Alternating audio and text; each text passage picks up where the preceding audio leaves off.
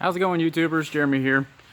Alright, so just wanted to toss up another quick one for you guys. If you're doing an LS swap or you're doing some major performance upgrades, if you got a vehicle that's, 5, 10 years old, forget the fact that, 15 to 20 years old, you might want to, while doing these improvements, actually like check your tanks.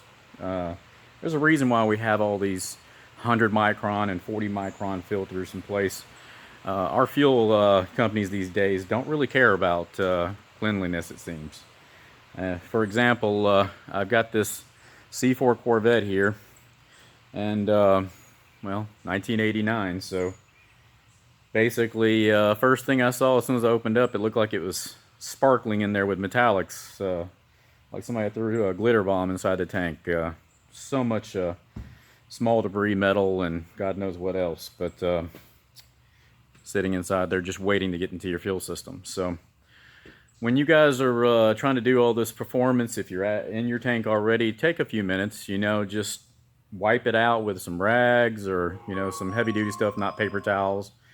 Use a good shop rag and clean that out. So that way you don't have any trash getting into those filters and clogging them up early. So you spend good money on that stuff. It only takes a few minutes and a dollar's worth of rags to get that cleaned out. So, but also, if you need an easy way to basically pull that fluid out because you didn't use your fuel pump or something like that, or you're pulling it out basically.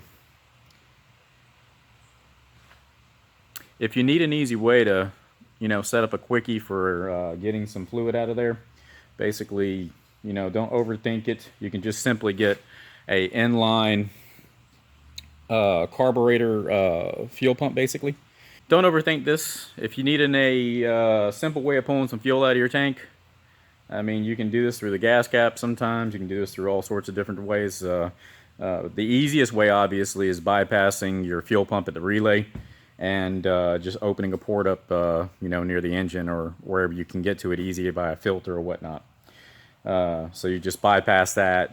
Use a jump box or something like this one here, where you got an on and off switch, and that way you can just turn it on as you need it and don't. So, but otherwise, you can get a simple carbureted inline fuel pump for like 12 bucks, and essentially your black wire is your ground, and your other wire is going to be your hot.